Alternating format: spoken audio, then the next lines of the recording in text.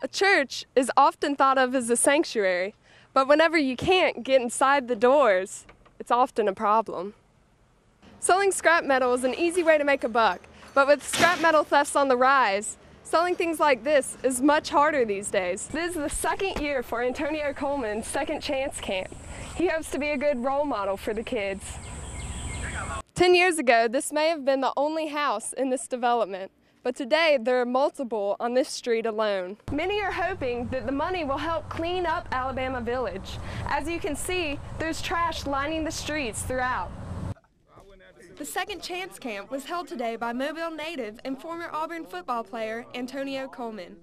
He held the camp for kids who are in the Strickland Youth Center. I think these kids right here need our help the most. You know, they need all our support, and some of these kids are on the gate, you know, from doing the right thing, going the right way, or going the wrong way. Antonio was in the Boys and Girls Club when he was younger.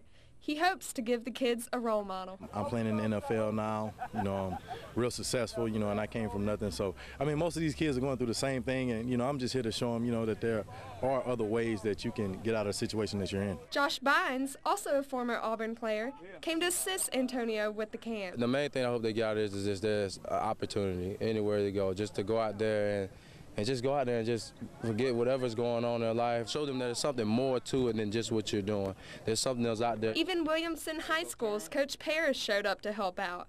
He greatly appreciated the fact that Antonio was helping the kids. You know, he could have been somewhere else doing other things, but to come back here and put on a camp, and especially here at the Strickland Youth Center, I thought it was very special. Antonio hopes there will be more kids participating in the camp in years to come. Kathleen Hinman, News 5.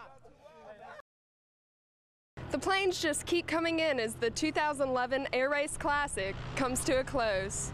The all-female race has been held for 30 years. It's the experience of a lifetime. You know, I've never flown outside the Kansas borders, so it's really exciting just to see new territory, new things, meet a bunch of really cool women pilots. Each pilot had a group of girls from the Boys and Girls Club to cheer them on. They adopted a pilot, and they've been emailing back and forth for about a month. And as they fly in, we're running out to greet our teams and welcome them to Mobile. The girls met their pilot for the first time today. I love my greeting.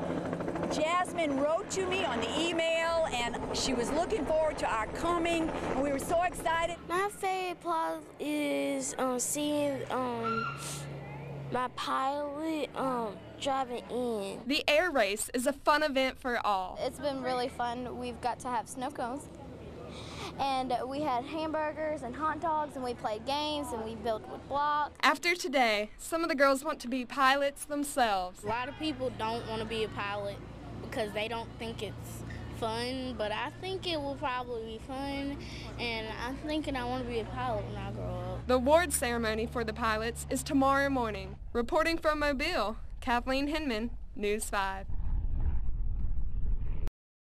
The city of Pritchard received $20 million 2 years ago to fix up the rundown neighborhoods. Alabama Village is one neighborhood that should be getting money. However, they haven't seen any changes. I think it's gotten worse. You know, we've had a lot of fires, we had a lot of houses been torn down, and so now you got a lot of vacant lands. Residents want to see something done with the money. They believe a few $1 million will go a long way to fix up the village. With $20 million, I'd like to see them come in here and renovate the entire section of the village because it's an eyesore. Many are hoping that the money will help clean up Alabama Village. As you can see, there's trash lining the streets throughout. Basically, they got that kind of money. They need to come through, sweep up, clean up, and get them a whole crew to do what they got to do. Residents are hoping a nice, clean neighborhood will lead to a safer environment, not only for themselves, but also for their kids. I just see a lot of trash and stuff basically across the street. I get tired of seeing that. Kids in abandoned buildings. Across the street, burnt up them houses, want to know what's next. Is it going to be us out of our house or what? The city claims the delays are due to an issue with the construction company. Whatever the cause, 2 years later, they have only used $2 out of the $20 million. From Pritchard, Kathleen Hinman, News 5.